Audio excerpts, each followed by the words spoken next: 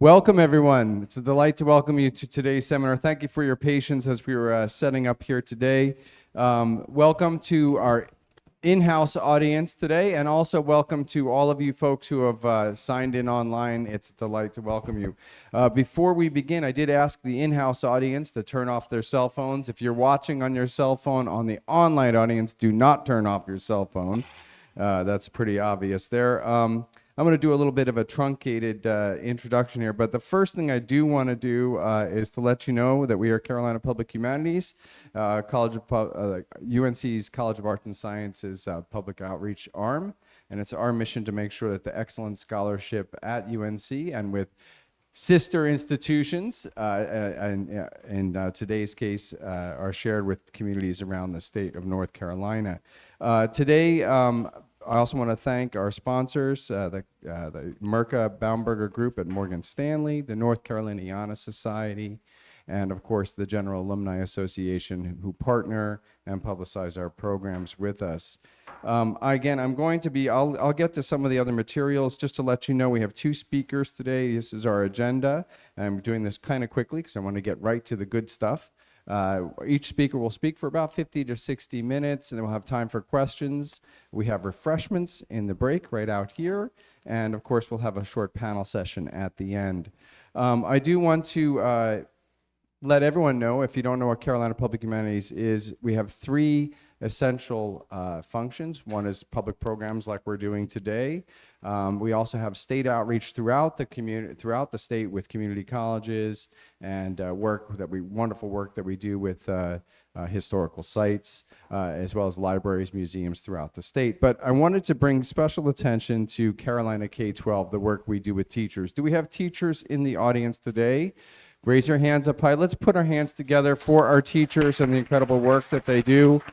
And I know that I think the vast majority of folks who are joining us online are K-12 teachers as well, and I want to thank all of you for the incredible work that you are doing.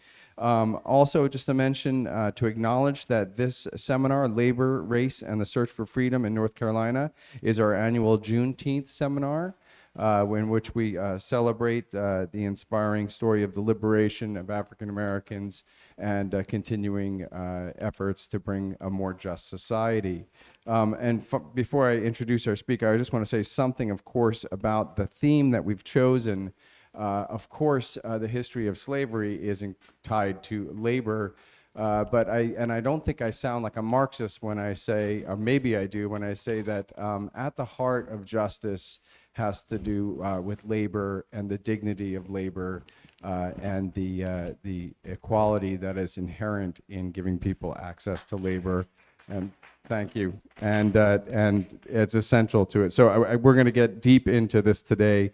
I won't take too much time introducing because I want to get right to the content, but I do want to acknowledge that our first speaker, Antwain Hunter, is assistant professor of history here and at UNC, and came to UNC just last year, and already I think we've taken advantage of you, Antwain. I want to thank you for all you've done. Already has done incredible work with Carolina Public Humanities, giving talks with Carolina Public Humanities last year as well as this year, and also is involved in an incredibly important project that we're doing with the North Carolina Department of Natural and Cultural Resources, in which we are revising the historical narratives for historical sites around the state. And you can read Dr. Hunter's incredible bio here, the work that he's doing on 19th century African-American history here in North Carolina, especially related to firearms, race, and community, but also taking over, revising Fort Macon, and letting us, giving a new understanding of the narrative of Fort Macon. So thank you for this incredible work that you're just embarking on and for being here today.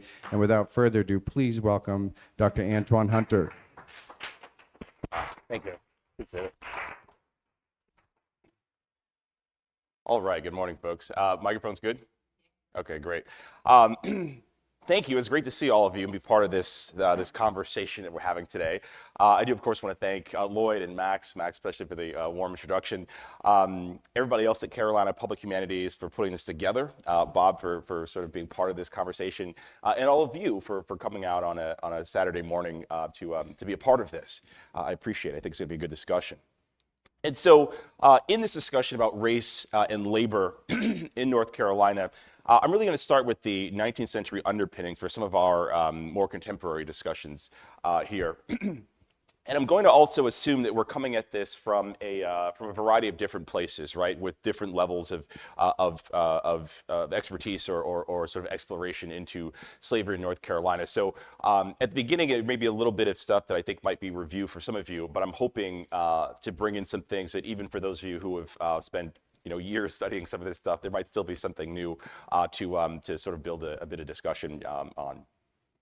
Okay, and so also I'm going to keep things somewhat loose. There's going to be a Q&A towards the end, but if there's a point where I say something that either doesn't make sense or if you need clarification, you can always just sort of raise a hand and I can sort of address it in the moment.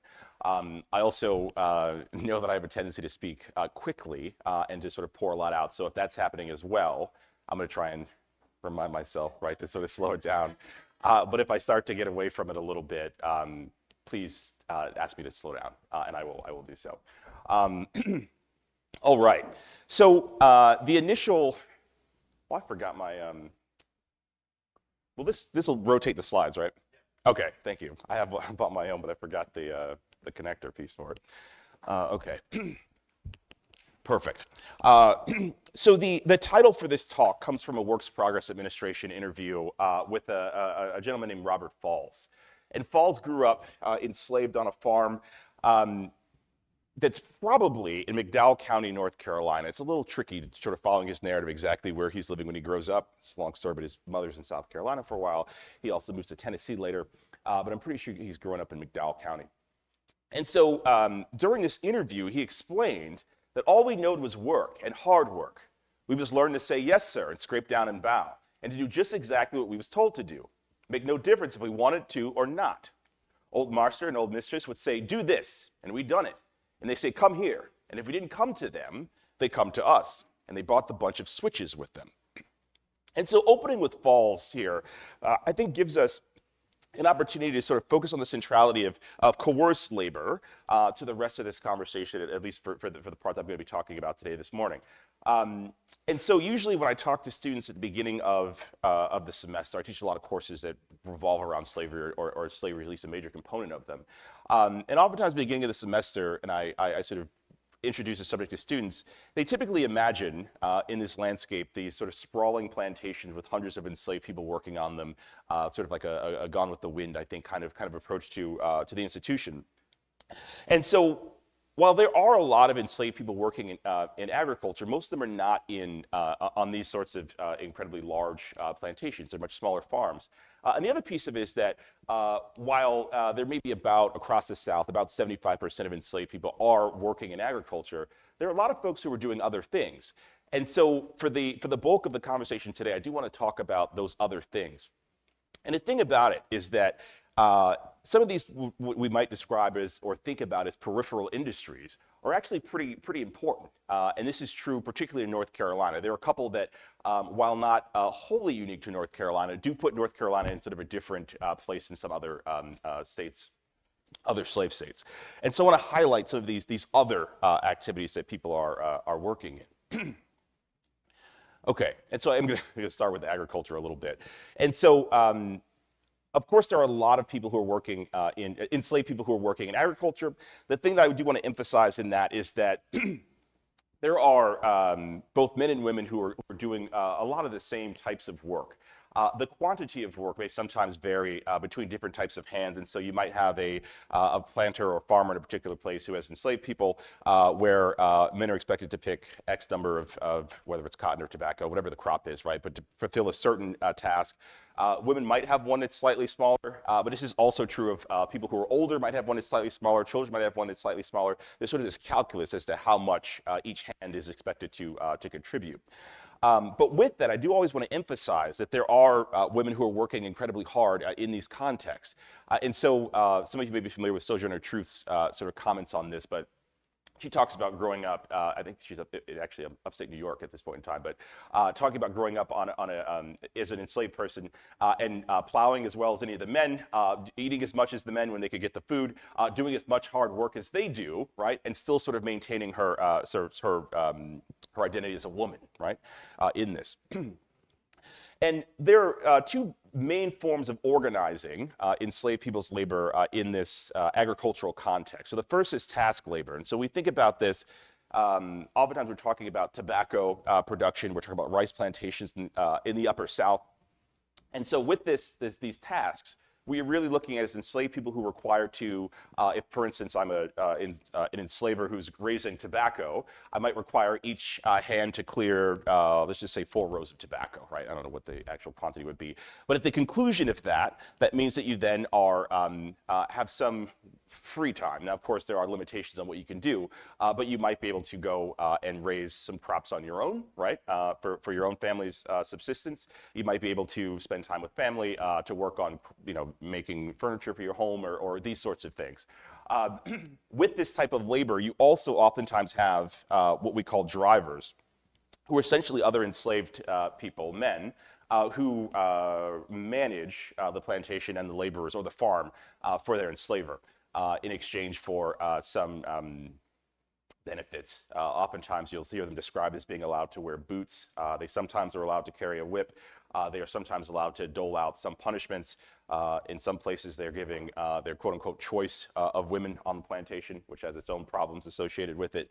And so this is in somewhat coveted position, and sometimes passes through family lines. So some of you from North Carolina who ventured over to the Wilson Archive here might be familiar with the Pettigrew Papers. So there's an enslaver named William S. Pettigrew who does this. He has 2 black drivers, Moses and Henry, each of whom oversees one of Pettigrew's farms. And he sends letters to them. He basically spends very little time himself there, but he sends letters to them through a neighbor for rules that he wants them to enforce, things he wants them to take care of, etc. And they reply back through this neighbor. And he basically permits them to make the day-to-day decisions on the farm. Now, in contrast to this task labor, there's also gang labor. And so when we think about the Deep South's cotton plantations, this is what we're thinking about. And oftentimes, if you sort of stop someone on the street and ask them about slavery, this is the thing that comes to mind. And so we're thinking the sun comes up, you get up, you go into the fields, you have your break at midday or what have you. But you basically work until the sun goes down.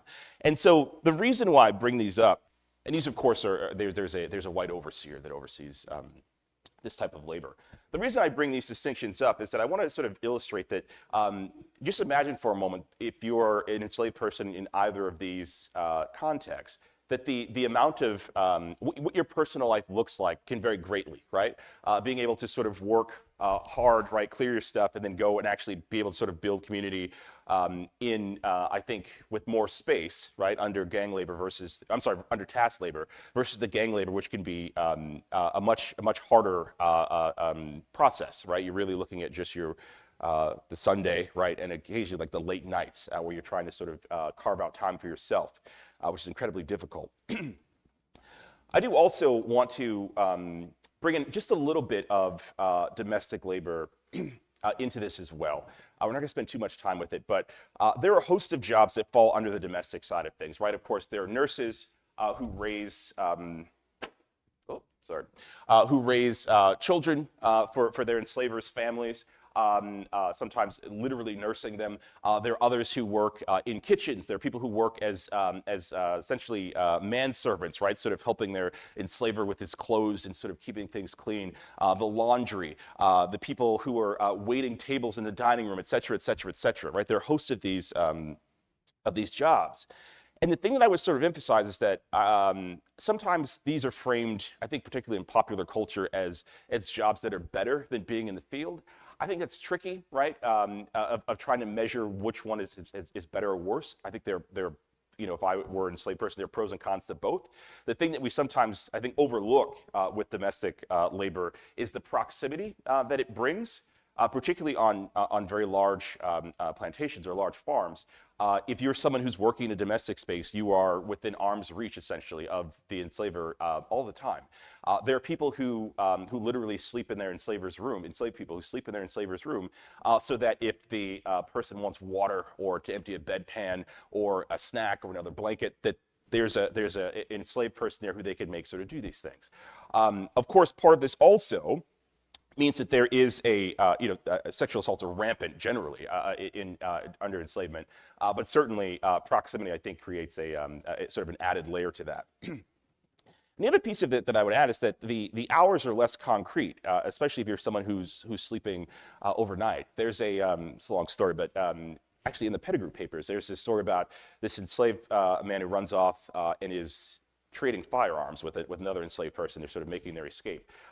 They're captured, and the enslaver, who, when he captures them, he's sort of shocked that this person, his name's David, that David would sort of do this because he had slept in his room for like 10 years from the time he was about 8 up through his teenage years, sort of serving him, right? And he sort of thought that they had this bond or this connection, having spent so much time together. Okay, and the other piece I would sort of add to that, just to sort of close out, think about domestic labor, is domestic laborers are oftentimes still called out into the field at certain times of the year. It's not as if they are removed completely from working in agricultural context. On certain farms, right, when the harvest is due, all hands are on deck, including those who are framed as domestics.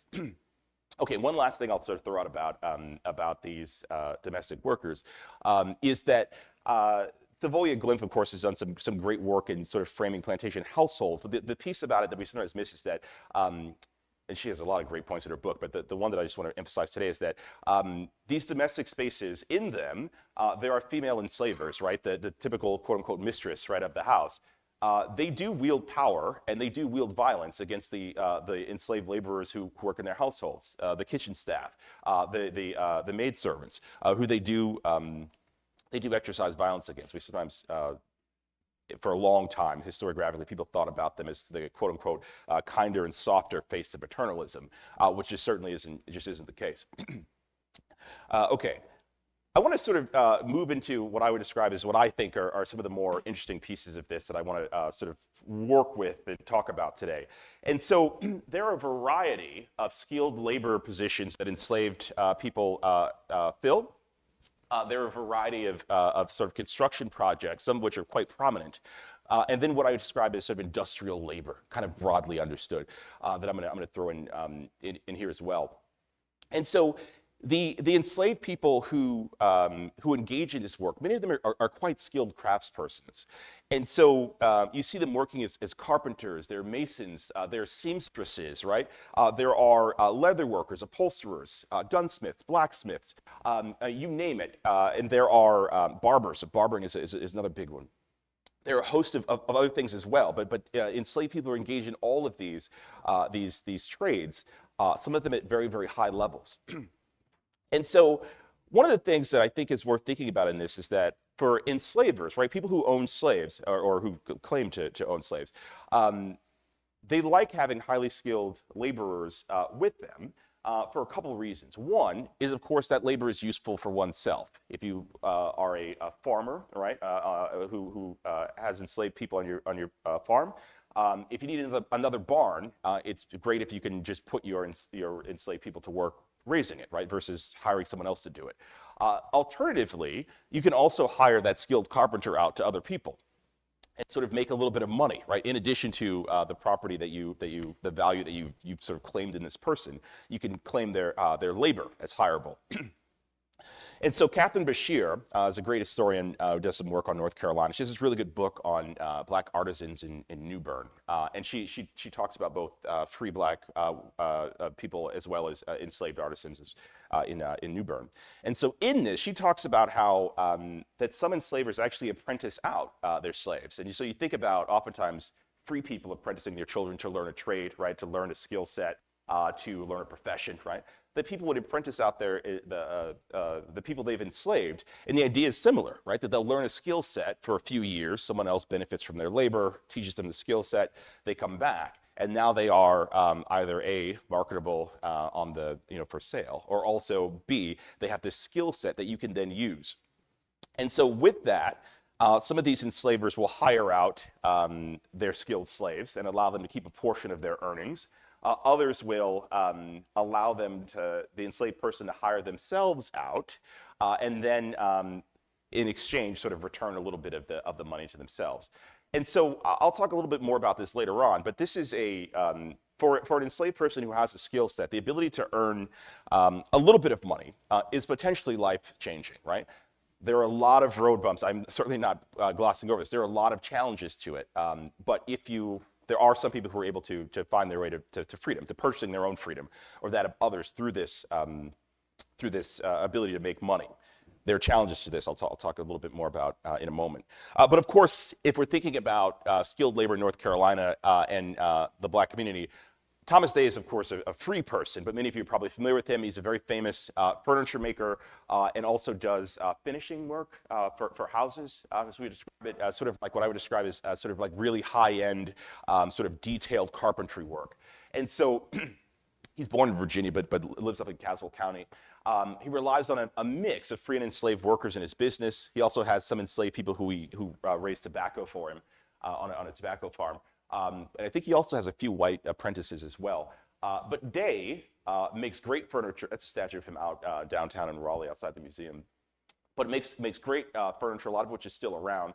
And then also, I sort of point to this sort of finishing work. And there are several examples still around the state. So I think it's a fascinating individual, but you sort of see some of the craftsmanship that he and his workers are engaged in.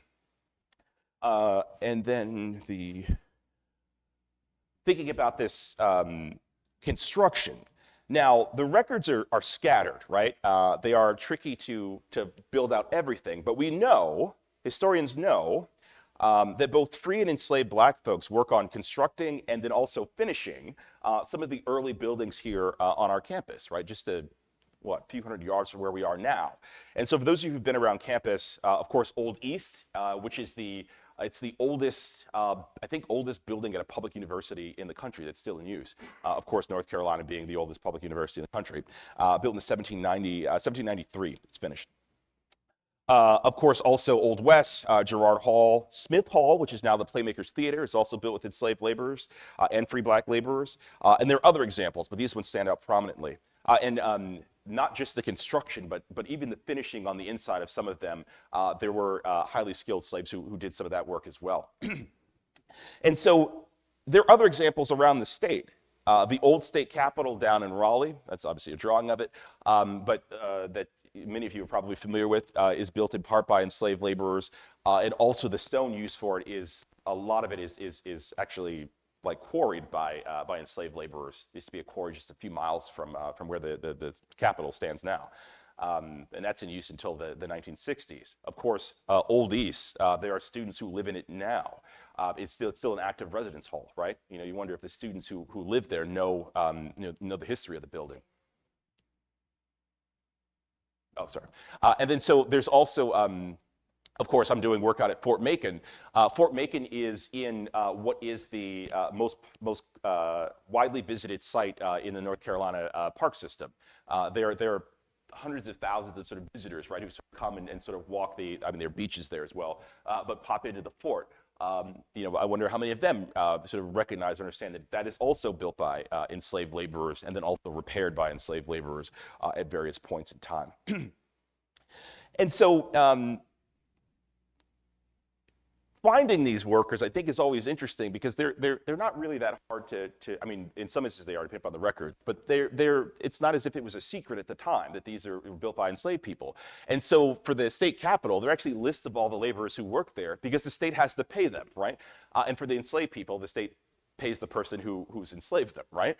And you can sort of see, I think also, you kind of get a glimpse at some of these skill sets just briefly, right? They don't get into what each individual here is doing, but you sort of see through I know it's kind of hard to read, but if you can make out some of the names here, you've got, oh, that's not what I wanted. Well, that's all right. You can sort of see that there are the name listed, right? Bob Pulliam, comma, right, and then slave next to him. There are others who are not listed as slaves. Some of them might be free Black workers. Others might be some white laborers as well. But one of the things that's interesting, if you look at Glasgow Saunders, for instance, he's making $1 a day, right, for wages, compared to Peter Saunders is making 15 cents, right? Washington Saunders is 20 cents. Nat Peck is 40 cents, right? These varying costs, right? A lot of them are sort of in that 50-cent range. The ones who are making under might be youths, right? Or it might be folks who are doing sort of like very sort of menial jobs. But Glasgow's making twice as much as many of the other enslaved people, right? I don't know specifically what he's doing, right? But you can sort of look to this and sort of, there's something about him, right? Something about the skill set that he's providing, something about the labor he's providing to this project that sets him apart, even from compared to some of the free workers who are on this project. Okay. And so I do want to add another sort of part of this sort of what I describe as industrial labor, right? And so there are a few, I guess just let me back up for a moment. One of the things that I think is why I love this kind of stuff, why I think it's really interesting, is that I think for many students, when we talk about slavery, we talk about enslavement, it seems like it's such a distant part of the American past. It seems like it's so far away, right? If you think about it, I mean, there are literally students who live in buildings on our campus that were built by enslaved laborers, right? This is not ancient history. The state capitol, they moved to the one on Jones Street in, I think, 63, 65, somewhere around there. But the old one's still there. I walk past it every time I go down to the state archives, right? I walk past it. And Fort Macon, of course, is popularly visited. So it kind of, I think, puts things in perspective a little bit. You know, our past isn't that far past, right? Okay. And so hopping back to this industrial sort of labor, there are a few enslaved people working in industrial capacities. If we look outside of North Carolina, of course, there are folks in Richmond enslaved people working in tobacco factories. There are the processing of sugar in Louisiana is basically an industrial process at this point in time. I believe there are enslaved workers at Tredegar Iron Works in Richmond, but I have to double check that. But I'm pretty certain that there are some. And then, of course, in North Carolina, one of the things that I think is I would sort of put smack dab in the center of this is the construction of the North Carolina Railroad. And so from 1851 to 56, the railroad is built, and there are about 1,800 enslaved people who we know that are part of the construction crews that build this railroad. There was a UNC Greensboro PhD student who wrote a dissertation in 2017. Carrie Peterson is her name. I think she's at Johnson C. Smith now, but I forget. But she wrote a dissertation about this, about the work that enslaved black laborers are performing for this railroad. And so there are also, in addition to the 1,800 that work on the construction, there are about another 400 enslaved people who continue to work for the railroad. It's maintenance and then sort of working in like the railroad shops where they're making cars and sort of these sorts of things, working on sort of like the upkeep, et cetera, et cetera. And while they're building this, right, think about this for a moment. They're basically hired enslaved people, right? Hired out from their enslavers to work on this railroad. They're removed from their home communities. They're removed from their families for long periods of time, working in camps that Peterson describes as brutal, inadequate food, shelter, clothing, and medical attention, right? Being pretty standard in them. But the thing that I would add to this, or the thing that I would sort of think about this, and this is sort of Peterson's point, this railroad is vitally important. And so it runs from Goldsboro, which you can see here, and then you can sort of see the trunk line here, all the way up through Hillsborough, and then Greensboro, down to Salisbury, Concord, and then to Charlotte. And so there are additional lengths added on afterwards, right? So I think it goes from Goldsboro out to Morehead City or somewhere there, so closer to the coast, and then it goes further to the west. But when it's built, this railroad is really one of the things that connects the western reaches of the state towards the central parts. There are roads that do it beforehand, but being able to move quickly with the railroad really sort of changes the economic opportunities for people in the western part of the state pretty quickly. And so Peterson describes this dynamic as, and I quote, enslaved people of African descent were the foundation undergirding the construction and operation of North Carolina's most integral piece of infrastructure, and by extension, North Carolina's economic development. I mean, if you're living in North Carolina in the 1850s, right, this is a huge piece of sort of like economic, and also you might even argue political sort of improvement, right? And this is built on the backs of enslaved people's labor, right? It's not just sort of the farms and the plantations, the railroad, right? Okay, now the other piece of this that I would sort of frame as industrial labor is gold mining. Now, of course, any of you who have been to Western North Carolina or who have family out there, who have vacationed out there, right, are familiar that North Carolina, of course, has its gold rush, right, in the 19th century. There's a bunch of very lucrative sort of veins in a few different places, and some people are able to make a great deal of money. We also know, of course, that in these mines there are enslaved black workers, right? There are also some free black folks out there as well. But they're slaves working in the North Carolina gold fields. I would add to that narrative that there also are black North Carolinians in California in the gold fields, which is a little bit trickier. And so during that gold rush, starts, of course, in 1849, there are a variety of North Carolinians, white North Carolinians, some of whom who are enslavers, right, who head to California to strike it rich. And some of them bring enslaved laborers with them. Now, the thing about it, of course, is that, and this is why I think this is sort of interesting to me, is that California is, of course, well, maybe not of course. So California is a free state after 1850, right, when it's admitted into the Union per the Compromise of 1850. The thing about that, though, is that the state legislature is not always really that interested in the condition of the laborers who are working in the state. And the other piece of it is that there is a way that enslavers try and get around it. And the idea is that they oftentimes will propose these kind of contracts with their enslaved workers that they will be freed after X number of years, right? Or after X amount of labor or after X amount of gold that they uncover, right? And so there's this argument about whether or not they're actually enslaved. They are still very much coercible labor, and many of them are brought back to North Carolina. Some return voluntarily. And there are reasons for that. A lot of it has to do with, I think, sort of family connections. California is far away from North Carolina now. Imagine in the days before there was even a railroad to get there, right? The Transcontinental Railroad isn't completed until, what, 68 or somewhere thereabouts, right? And so, for an example, there's an enslaver named George P. Dodson who takes 4 enslaved men with him to North Carolina. There's a historian named Stacy Smith who does some pretty great work on this, and she's not specifically interested in North Carolina. She's more interested in sort of race and slavery and the gold rush, but she uses a lot of North Carolina examples in her an article on this. And one of the dynamics with Dodson is that he brings these 4 enslaved with him.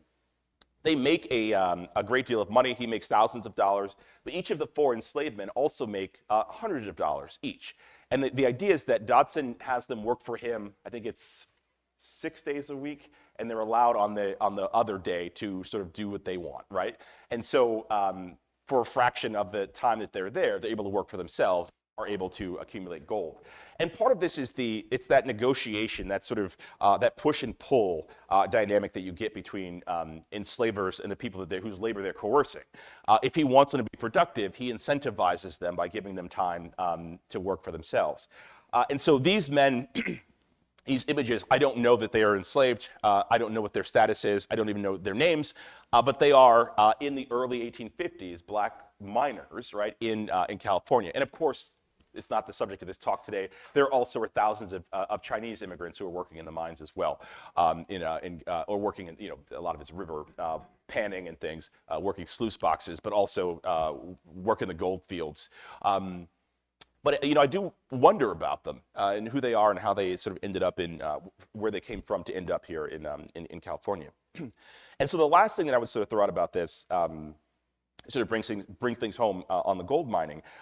Smith's work shows us there may have been as many as 200 enslaved people from Burke and McDowell counties alone who were taken to California to work the gold mines. So this is not it's a part of, I was from North Carolina history, this movement of peoples to California, but 200 just from McDowell and Burke counties alone. And certainly those aren't the only counties that have people heading to California. It's a part of our sort of state history, I would say. Okay. I do want to also talk a little bit about sort of the maritime and sort of riverine occupations and trades that people are engaged in as well. And so One of them is that, or one of the things about this is that I moved to North Carolina last year, but my dissertation was on North Carolina. I've been coming here off and on since about 2012, I think. My parents lived in Fayetteville for a hot minute, and I had a couple of random cousins scattered around the state. I think everybody does, right? But one of the things that I have always sort of impressed with is that North Carolina's coastlines are absolutely gorgeous, right? And also pretty interesting. I grew up in New England. We also have beautiful coasts, but they're very different, right? Whereas here you have these major sort of river systems, right? The Pamlico and the Tar and the Neuse and the Chowan River, right? The Albemarle Sound, right? The Pamlico Sound, right? These river systems and sort of the maritime sort of like these bays and sort of sounds are so vital to the history of the state, and I think also sort of its economy and sort of people's labor. And in this, there's also that people and goods are moved both up and down these rivers, right, and also across them, right, in ferries, right. That they are a geographic feature in the East that you kind of have to deal with, you have to engage with, right, if you're moving anything through the eastern part of the state. And so a lot of this movement is facilitated by enslaved boatmen, right, or enslaved watermen. And so people like Moses Grandy, there's been some books written on Grandy, but Grandy is an enslaved man, an enslaved waterman, who's moving from the northeastern part of North Carolina, mostly Camden County, and heading through the Great Dismal Swamp Canal to points in southeastern Virginia, right? Moving goods to enrich his enslaver, right? He also is able to make a little bit of money doing this, and eventually buy his own freedom, and then the freedom of his wife and a couple other family members. But I think that when I mentioned earlier that this is not always easy, Grandy's a great example of this. Grandy buys his own freedom, I think 3 times before it actually sticks, because he'll buy it, he'll make a deal with his enslaver, he'll buy it, he'll buy his freedom, and the person will just sort of pocket the money and kind of just shrug, like, what are you going to do? Like, take me to court? And then this happens twice, basically. And then the 3rd time he's able finally to get his freedom. Moves to Boston, continues working, buys freedom for some of his other relatives as well. There's also a great deal of, beyond this sort of movement of goods and people, right, the ferries, et cetera, there's also a great deal of commerce in these port towns. So you have free and enslaved dock workers, right, who are loading and unloading vessels. There are black men who are working as sailors, pilots of ferries and coastal vessels, doing manual labor to dig canals. And of course, the fishing industry is huge in North Carolina, even in the 19th century and at earlier points. And so there are black seine fishermen working these long nets, some of which are like a mile long, and harvesting fish, right? There also are a great number of enslaved women, right? And also some free black women who are also working in this industry, right? And so oftentimes in the processing aspect of things, where they also are engaged in this labor, right? In this work with the sea. And the other piece I would throw in there, which you can sort of see on this last image there, which is kind of hard to see a little bit, but this is from Frederick Law Olmsted's book. Some of you might be familiar with him. He's this famous landscape architect, right? Who he builds or designs Central Park in New York, Stanford University's campus, some of the public parks in Boston, some of them in Chicago, Montreal, just prolific, right? And also works for the Sanitary Commission during the war, but he's a very interesting character. But he travels through the South a couple times, and he sort of writes down everything he sees, and he has these illustrations in one of them. But he visits in eastern North Carolina. He visits some of the turpentine forests, right? And sort of goes to the camps and sort of writes about them. And so, of course, North Carolina is famous for its naval stores, right? The tar, the rosin, the turpentine, the pitch. These are all things that are produced from the longleaf pines in the state, right? And so there also are enslaved people who are cutting shingles in the Great Dismal Swamp and other areas, right, for construction. And so just as an example of this, in the years before the Civil War, there's an enslaved man named Rawdon, who I write a little bit about in my book project. And Rawdon is he's probably in his 40s at this point in time, and he's working in his enslaver has him making turpentine, and so he spends part of his days. He does a lot of stuff on this farm, but he spends a lot of time making turpentine with another enslaved man, and they go off. They spend a lot of time by themselves in this work, and it's It's hard work, and this is Beaufort County that Rodden's working in. But it's worth noting that by 1860, North Carolina is producing nearly 97% of the naval stores that are produced in the United States.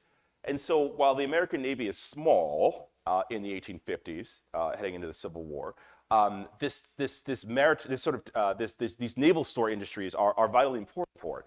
But we also have a huge merchant marine, right? It's useful for that. We also have a pretty good sort of whaling fleet heading out of New Bedford, where I used to live, that's also benefiting from this labor, right? So this is incredibly important to the United States' sort of maritime adventures around the globe. But it's a central part of sort of the North Carolina economy in that sense.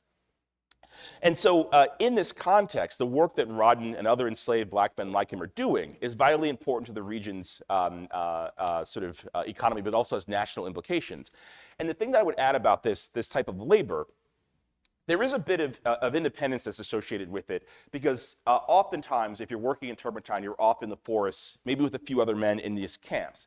There were sometimes white overseers, so you can see in Olmsted's drawing, there is a white man with a gun sort of over his shoulder in the back, as the men are both boxing the pines, and also you can see just the turpentine sort of barrels, and they're processing building in the back there.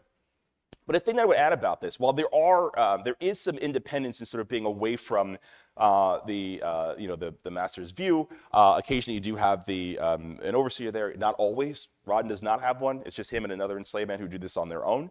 They are also separated and removed from their families for this period of time, from the communities that they grew up in, right?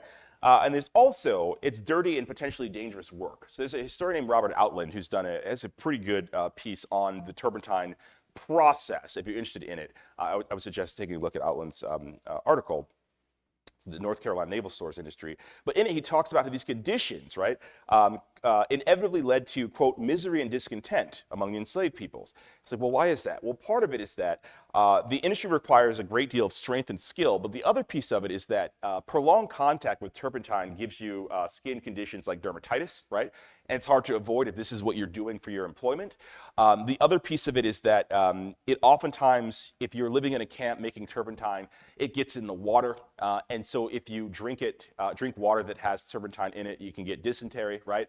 And so there are these health conditions. And then the final one also throw out there is that turpentine distilling, which is happening in that in these sheds that they build, can also create health problems. And a lot of distillers are white men, not all of them, but a lot of them. But even the ones who are, they have black assistants, oftentimes enslaved people, who are working with them in this. And the modern medical research suggests that the distilling process produces fumes that can cause asthma and also potentially neurological damage, right? And so this is it's dirty work, and it also could potentially have health complications that result from it. Okay. Of course, my research and my interests revolve around firearms, and so I would be remiss if I didn't throw a little bit of firearms in here. And so one of the things that I emphasize in my work is that firearms are useful in a variety of contexts in the 19th century landscape. But one of the things I would add about them is that they are also useful for extracting labor out of enslaved people, right? And it may seem counterproductive to arm enslaved people, but there are, if you are an enslaver, there are benefits to this. And so what you get is the state between, or the colony and the state of North Carolina between 1715 and 1861 basically run through a series of regulations that allow for black firearm use in some capacity through 61. It's a long story that I don't want to spend too much time on. We can talk about it in the Q&A if you're interested, but basically through 1831, after Turner's Rebellion, the state legislature decides that they're not going to allow enslaved people to be armed anymore. And then in 1860 or 61, right before the Civil War starts, they disarm free black people as well. But up till that point, there's this idea that there are benefits to, that's not what I wanted, to black folks' armed labor. Being useful for white folks. And so the state kind of does this balancing act of like allowing people to use armed black labor, but also trying to protect white people ostensibly, right, from these threats that some are real, some are just imaginary, but the threat of black violence, right, against person and property. And so there are a bunch of examples of labor, so I just want to just sprinkle a couple out here. And so in the early 1790s, there are enslavers in Brunswick and New Hanover counties who use their enslaved people's armed labor to protect their property. It sometimes comes at the expense of their neighbors, right? So there's this example where you're supposed to fence in your crops, and livestock kind of just roams around, especially hogs. Like they roam around and just forage, right? And so you're supposed to fence in your crops. There are these men who do not fence in their crops. Their neighbors' hogs and things come and eat their crops, and they arm their slaves to shoot the animals that come to eat their crops. It goes to the court system. There are other examples of people who arm their slaves to shoot wolves. There's an enslaved man named David who does so in 1771, which of course you can collect a bounty for. This is profitable. I mean, it's labor that prevents the loss of livestock, but it's also profitable in that you take the pelt and you can take it into to the state for a bounty for killing this sort of nuisance animals. There are other enslavers who use their enslaved people's armed labor to hunt for food, right? For both themselves and for the enslaved people, right? Where you don't have to spend money to buy protein for them, right? In the late 1850s, there's a man whose last name's Counsel who arms two enslaved men, Ned and Hannibal, and the idea is they're going to guard his store, protect it from people breaking into it at night, right? So he gives them shotguns. Of course, in 1850, it's been illegal for 20 years, basically, to arm enslaved people in this manner. But Counsel does it anyway. And I think the reason he does it it speaks to the utility of this labor, right? It is useful for him to arm them and to make use of their labor in this way versus him doing it himself, right? This is why he has enslaved people in the first place, to benefit from them, from their labor. And so you also see these examples in the state records. There are tons of examples of armed labor. And so you get these you have to get permission from the county court, basically, as part of this vetting process. And so this is Ezekiel Lane, who's requesting, I know it's kind of hard to read here, but Ezekiel Lane, granted permission for his Negro man Virgil to carry a gun on his own lands at his Stag Park plantation, and then it sort of goes in that the said Virgil shall conduct himself well and honestly, right? And so you get these moments where you sort of see this utility of armed labor sort of coming in here, and so the thing about this that I think is useful or that is interesting to me, in part, is that if we think about the racial and sort of cultural, social dynamics of firearms in this period, there's a historian named Nicholas Proctor who calls them the talisman of white manhood in this period, right? The firearm, right? So it's the way that a lot of Southern white men understand themselves as men. It's militia service, it's mastery, right, over hunting, right? Mastery over the land, right? Mastery over subordinates, whether they be indigenous peoples you're warring against, enslaved people that you're keeping enslaved through these firearms. The way that they fight duels of honor, all of these sort of cultural sort of aspects of their manhood constructions, right, sort of tie into firearms. So this use by enslaved people, I think, is particularly interesting in that context. But okay, I do want to also add, just very briefly, that free people of color also factor into this labor. And I think it's worth bringing in here because they are subordinate laborers in the sense that for what I would describe as like scut work, right? That's oftentimes through arms. There are challenges to the ways that they are able to use their armed labor in the ways that white men do, but there are these sort of like venues where it pops in. And so when, well, actually, I'll get to that in a moment. But so one of the things that also happens is when free people of color apply for licenses, as they're required to do after 1841, you get these licenses applications where they talk about labor, right? I need a gun because of the work that I do. So this is a free man of color named William Calvin, and he has these supporters, these white men who support him, and they sort of piece together a letter of support, and he talks about wanting a license to carry a gun to shoot hawks, crows, etc. Right? That this is farm labor, right? These are animals that are nuisances on farms. They're killing your chickens, they're eating up your seeds, and so on and so forth. That's why he wants a gun.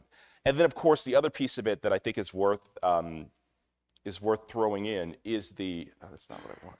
Is the well, that'll kind of I have a little trouble here, but you can sort of see the There's always these sort of character comments as well, right? That they believe him to be a very inoffensive man, right in the second to last line, of good moral character and sober and industrious habits, right? That he's trustworthy and he wants to work with this thing, so he should be allowed to keep a firearm, right? Okay, I do want to talk a little bit about labor and providing as well. And so there are a few things here that I think are worth mentioning. And so free people of color are also, I'm sorry, I'm going to bring some free folks in here, but enslaved men and women rely on their labor to provide for themselves, their families, their communities. And there is an argument to be made that this is part of what helps to build and sustain communities, right? The work that people put into it, the providing that people give to their neighbors, their relatives, the people, other enslaved people in the space that they're in. They plant gardens. Sometimes they hunt or fish without their master's consent. They trade with each other, right? They can overcome some of the inadequate provisioning, right, that they get from uncaring enslavers. And so Lunsford Lane, I think, is a prime example of this. He's in Raleigh. His wife is enslaved by this merchant who basically doesn't provide for her and her children at all. And so Lane is able, he sort of notes in his narrative that this man withholds from her and the children the needful food and clothing, while also making them work as hard as he possibly can. But Lane is fortunate in that he has this ingenious way of preparing smoking tobacco for pipes. I don't smoke tobacco. I don't know how he did it, but there was something about Lane's tobacco that was really, really fantastic, and people loved it. So he even was selling it to a few folks who were in the state legislature, right? And so it is his skill set, right, in making this particular kind of tobacco that allows him to actually make enough money where he's able to buy and to provide clothing and extra food for his family, right, through his labor. There's other examples of enslaved men who hunt in Orange County, where we are today. Alex Woods talks about growing up there in a WFA narrative. He talks about his dad used to hunt on their plantation. His dad used to hunt very well. He used to bring home all sorts of deer and raccoons and possums and things that everybody would eat, rabbits, right? The white folks on the plantation seemed to have been eating some of it, and it was spread around to all the black folks on the plantation as well. And the thing about this that I think stands out to me is that if you're Lunsford Lane, right, or if you're Major Woods was Alex Woods' father's name, if you're one of these men, knowing that the labor that you can provide, right, the things that you can do are able to sustain your family and also your broader community in the case of Major Woods, can you imagine what that feels like, right? In a world where so many other things, right, are stacked against you, you are able to sort of work and provide for your family. You're able to work and provide for your larger community. I mean, especially in Alex Wood's WPA narrative, you can almost see or hear the pride in his voice when he talks about the way his father used to be able to do this. His father was a great hunter. His father provided, right, for folks. There's something I think really, really beautiful about that, despite the system, right, these folks are able to provide. Okay, I want to throw a few things out there and try and bring this home. I can't tell how I'm doing on time, but I imagine okay. I always start.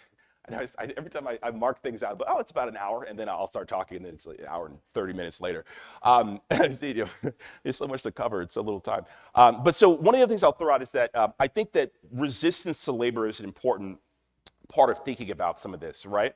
And so rebellion and violent acts of resistance happen with enough frequency to, especially the latter, right? Rebellions they're around, but the sort of just the violent reactions of violent acts of resistance, right, are common enough to keep enslavers on edge.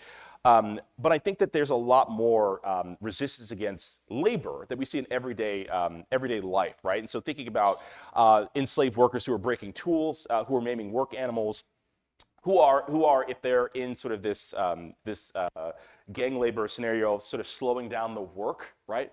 Who are burning down, sort of storehouses, who are feigning illnesses, right? Who are stealing. I think all of these we might think about not just as acts of resistance against slavery, but particularly acts of resistance against particular labor. And so the theft, I think, is always interesting, and I use theft very loosely here, right? But when enslaved people take food particularly, it's one of those things that they oftentimes themselves don't frame as theft. And I'm inclined to agree with them on this. So there's an enslaved woman from South Carolina named Louisa Gause. And she talks about this. She says that basically, I have the quote here. She says that if an enslaved person did take something, quote, he never took nothing but what belonged to him, right? And the idea here is that, well, we grew that corn. So if I take some of the corn, like that's like what of it, right? We raise those chickens. So if I take one and I eat it at home with my family, what of it, right? And I think that there's something about that claiming the fruits of their labor, right? This coerced labor, right, is productive, and if them reclaiming part of that to me, I think is actually almost. I don't have a problem with it, but it's framed as sort of theft, as stealing. And so, part of this is that much like Lunsford Lane's family, there are a lot of enslaved people who just don't have, they're not given enough food, right? And so, well, they're stealing it. Well, and they're taking the stuff that they grew to supplement their diets, right? Some of them are able to raise crops on their own, right? But everybody doesn't have that opportunity or the space to do it. And so this will vary. There are, of course, other enslaved people who talk about the narratives, oh, we had plenty to eat, right? Or some folks who say we had plenty to eat, but it was very plain food, right? Or others who say we were starving most of the time, right? And so there's a wide range of experiences with food, which I'll sort of circle back to that at the very end here, that wide range of experiences. But so, and again, this productive labor, right? People are growing gardens. And so this is an example of one that Michael Twitty is put together. Some of you might not be familiar with him. He's an incredible person. I've never met him, but he's an incredible person. He's a really incredible, interesting story. He does a lot of sort of historical reenactments and recreations, particularly at Colonial Williamsburg, but he does a lot of demonstrations. He's written books on this. He does interviews, but he does a lot of cooking. And he cooks the way that people would have been cooking in like the early American Republic and sort of colonial era in Virginia. But he also, beyond that, he also gardens. He puts together gardens of like, this is what enslaved people's gardens would have looked like had you come to, Virginia in, 1790, right? This is what an enslaved person's garden would have looked like. And he does these interpretations of them. He explains them to people. It's really, he's if you ever just need to go down a YouTube wormhole, just look up Michael Twitty. It's absolutely fantastic. And so here's one of those plots in Williamsburg, and that's him there. Doing a traditional kind of barbecue style. He cooks in the way that people would have. He's a very, very fascinating person. Okay, and so this ability to sort of produce food, to grow food, right, is something that not everybody has access to, and so you get there is some, reclaiming of other things as well. The other piece, of course, with this idea of, again, quote unquote, stealing, is people, quote unquote, stealing themselves, right? Which I would describe as self-liberation, right? These folks who run off, right? And this is they take themselves and their labor in perhaps what is the boldest, potential statement of resistance.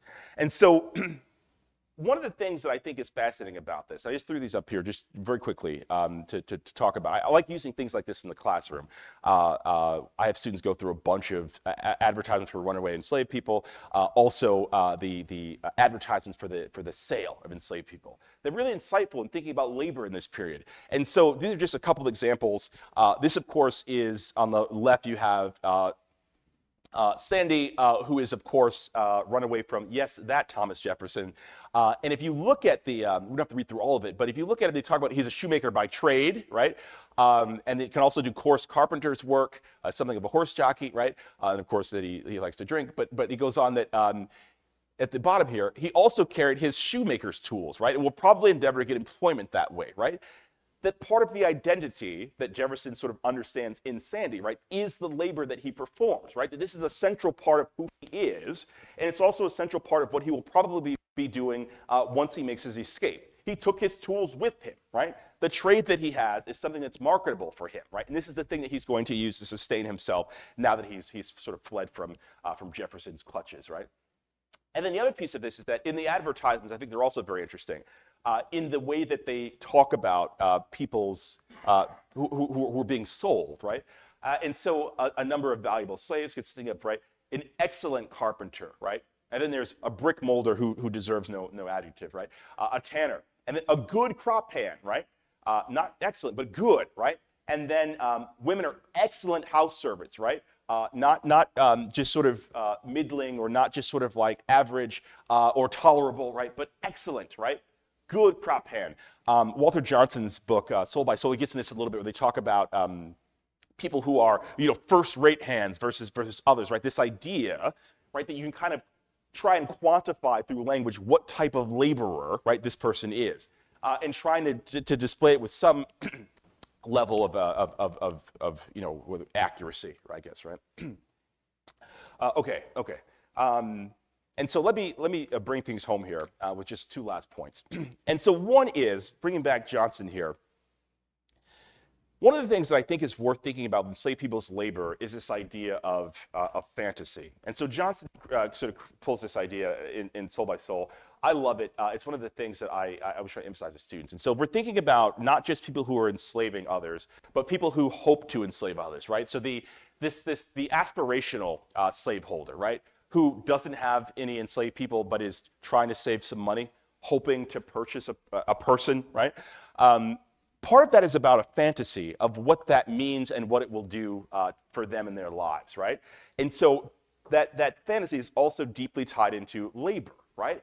And so think about it this way. There are a lot of folks in the 19th century, white folks in the South, who will argue that white people really can't work in the South because of the climate, right? It's not possible, so slavery is a necessity, right? It's just that black people are suited for it.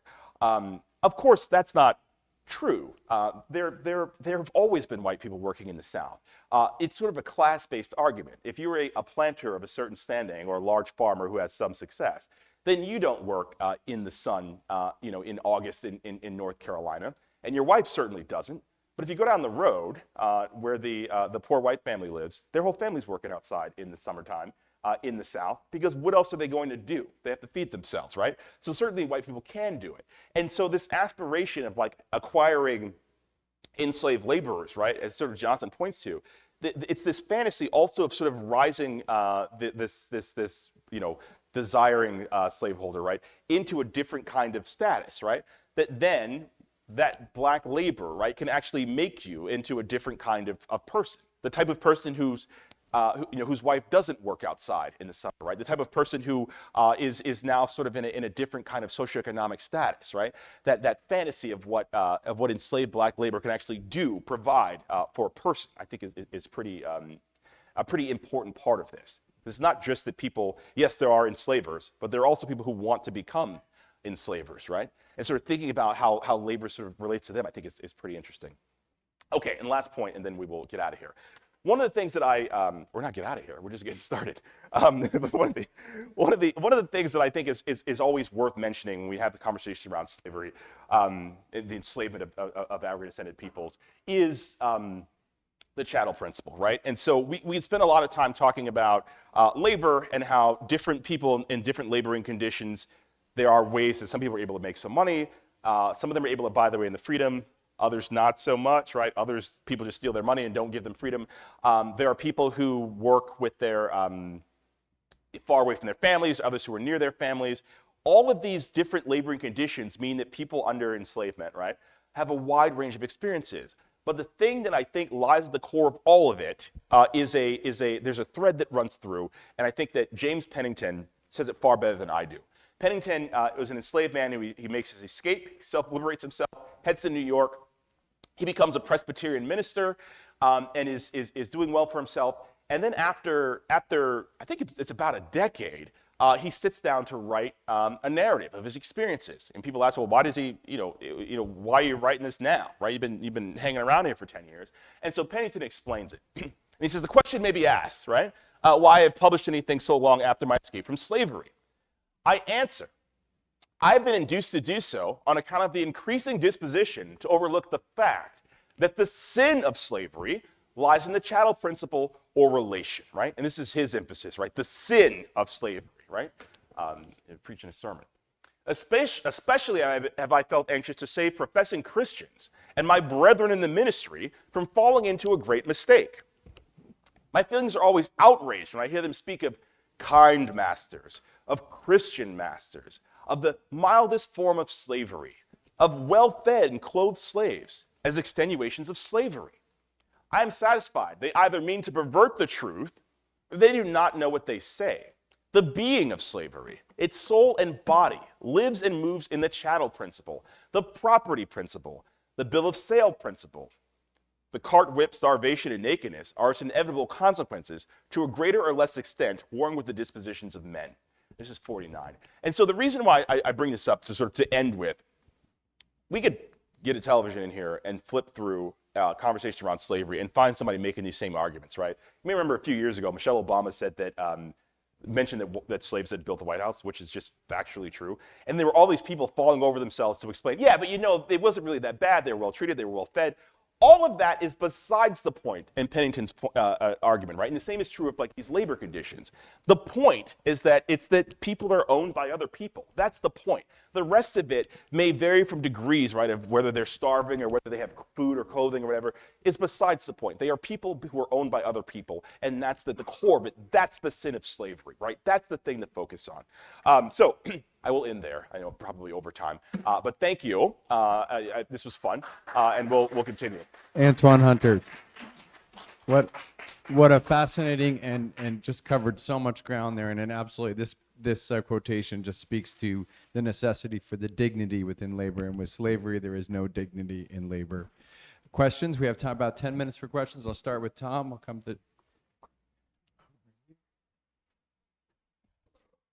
You covered some of this, but I was wondering if you had a broader view of, in any contract, whether you're hiring out your enslaved person for at work and money to bring back, or even for free blacks in the South, there's an implied contract there.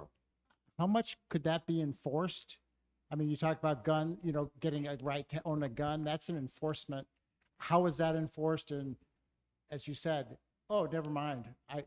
What rights did those people have? Yeah, that's a great question. And so with the contracts, it would depend on, in part, on like who the parties are. So for instance, if there are two, so if there's an enslaver who has let's say a brick maker, right? And one of his neighbors, who is a free person, hires that brick maker. That is a sort of legal contract between two free peoples, and that is something that's enforceable through the courts, right? Where it gets slippery, and this is the problem that runs in, is that if I'm an enslaved person, and the person who enslaves me says that, hey, I will sell you yourself essentially for $300. I might scrape together $300 and then give it to him. And then if I go and complain, one of the things that might happen is the court may say that, well, he owns you presently, and unless there's some sort of like written contract that, sort of drawn out, the stuff that you own isn't really yours, right? He has a right to your earnings, right? And so that's hard to, you're really hoping that people are going to sort of play you straight in that. And they might or they might not. I think there are examples of both. And then some where it's like you get the runaround a couple times, and then eventually they'll come around on it. But it's really hard because you can't really make much of a contract in that sense. And for free people of color, with the thing about the license and things, those are it's sort of illegal. The county court does it, and so your permission to like carry a gun, for instance, those sort of licenses, those come from the county court. So those are good. We have a question here and one down in the It's a good front, question. and then we'll come to, we'll get all the questions here. I was intrigued that people were paid at different rates in working on the Capitol. Some paid $1, some paid 50. I'm curious how they had the leverage to get that additional compensation, given the fact that they existed within a coercive system without many rights. And other than Mr. Lane with his special tobacco, I'm curious what other sources of leverage they might have. Yeah, so it'll vary. So for the folks who work in the Capitol, my guess is that most of those contracts are with their enslavers. And so someone might say that my I forget his name, but one of the Saunders is, but and they all have the same last name. They have the same enslaver. They're probably not related to each other, right? Saunders being a very prominent North Carolina family. But my guess is that Saunders sort of comes and says, I've got a brickmaker, I've got sort of general laborers, I've got a carpenter, and these are or the state might have sort of set rates for them, or he might have suggested rates for them. For individuals, it might be, it's going to be boiled down to what your labor is that you can, or like the skill level of your labor, right? Or how good it is, right? And so there are people who are essentially master craftspeople, right? And there are others who are kind of like very good, but not master level. And there are others who you'll see described in like, in contracts or newspapers or advertisements as like tolerable, or sort of like coarse carpentry, right? For Sandy, who ran away from Jefferson, he's a coarse carpenter, but also he's a good shoemaker, right? And so you get those kinds of almost like levels in the same way that now, if I was going to hire a carpenter, a really high-end person to make like essentially work of art for a table, it's going to be much more expensive than like if you hired me to do it. I can make you a table. It's not going to be very good, right? So the pay will sort of reflect that a little bit. And was there a second part to your? Okay, but it'll vary on that. I think the skill set's part of it. It's interesting when you're saying this, the relationship between the skill level of the person and the enslaver getting the value of their skill level. Yeah, right? and on that note, so one of the enslavers who hires out some of his slaves to work on, I think it might be Gerard Hall, one of the buildings on our campus. He was known for having enslaved people who would basically train, work. And essentially when they hit the level of like master craftsmen, he would sometimes free them. I don't know if he made them pay for their freedom, but he would sort of get other people to then sort of like train up. But it was this idea of like, they are progressing through the ranks basically to essentially become master craftsmen. Okay, we have a question here and then we'll... I want to pick up on this point about the chattel principle, Yes. but also then expand into one other area and ask you to kind of do a fact or myth kind of answer. So, look, conquest and slavery have been around since the beginning of man almost, right? But often you hear that the notion of chattel slavery and also the notion of defining slavery in race terms as opposed to geographic or national terms, like one country conquers another, enslaves its people, like happens all the time. To what degree is that chattel principle and the race principle more unique to slavery in colonial and post-colonial America? In the context of the U.S.? Yeah. It's a good question. So to me, one of the things that I was trying to emphasize is that, yes, you're right, the ancient Romans have slaves, right? The ancient Greeks have slaves, right? They're all over the place, right? One of the things I think that we get here is that in the beginnings of the United States, right? So if you look, or the United States, of British colonial North America, right? So if you go back to the arrival of sort of black folks in Virginia, there's a little bit of debate about what their status is. And there are people who see different sides of this, so I'm going to try and be careful of that. Whether or not they are outright enslaved or whether or not they are in some other form of unfree labor is not clear to me. I have friends who argue that they are absolutely enslaved. So if you think about 1619, the arrival of the first Africans who come here, part of me thinks it doesn't quite matter, but we can argue about that. But so one of the things I would emphasize is that there are a bunch of different ways of, there are a bunch of different types of unfree labor, right? And so there are people who are indentured, there are people who are essentially criminals, who are convicts, who are sent to the colonies. And the point that I would make is that a lot of these folks work for set periods of time, and then they are not that thing anymore, right? It's not hereditary. It doesn't pass on to their family. And while we can buy and trade indentures, right? If I have an indentured servant for 7 years, I might keep them for 4 and then sell you the last 3, right? And we do know that in those early years, there are some black folks who do cross out of unfree labor of some sort. So Anthony Johnson's a prime example. He's a Virginian. He arrives, he's probably with either Portuguese or Spanish enslavers. He arrives as Antonio, a Negro, right? Just on the list. After like 20 years or so, he's a landowner in the colony. His sons are landowners. He sues white people in court. He has unfree laborers of his own. He wins against white people in court. And so he transitions out. But slavery solidifies Virginia. If you look at sort of Virginia's laws in the 17th century, it's continually solidified. So it's not initially that the children's condition follows the mother.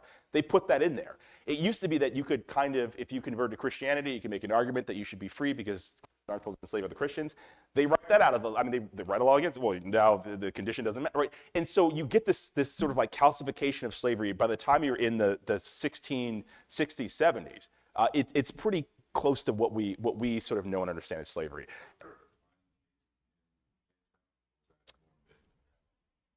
So there's one that I don't know if we're thinking about the same one. So it's a man named John Punch. And so I think this is 63 or something. I forget, but it's in the 60s, right? But so Punch runs away. He's an indentured. Well, he's some sort of unfree laborer. He's probably an indentured servant. He runs away along with I think two white indentured servants. I think one's Dutch and one's Scottish or something. They all run off because they're unhappy. They're all captured. They're brought back. The other two, the white indentured servants, get I think another 7 years, and they all get whipped. Punch, then the law says that he will serve essentially for life. And so he's often pointed to as the first person who we can see is outright, clearly enslaved. Were there others who were unable to get to freedom?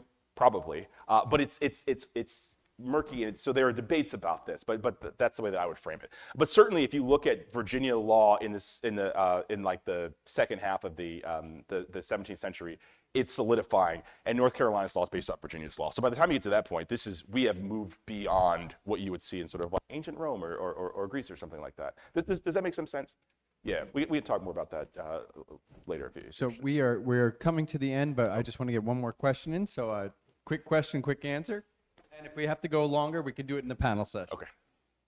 First of all, I want to thank you for the amazing research that you have done brought this lecture together. It's just really outstanding. Thank you. I have one specific question and then a general question. The specific question is, I'd like to know if you can tell me the first name of Rodney, the one who was involved in Turpentine in Beaufort County.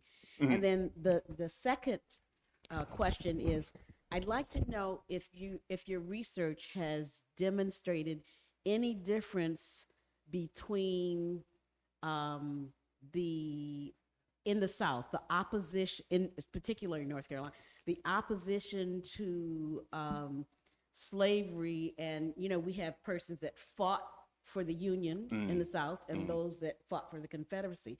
Is any of that difference related to either armed labor or to the kind of labor that was done in particular counties and the value associated with that? Okay, hit me with the second question again.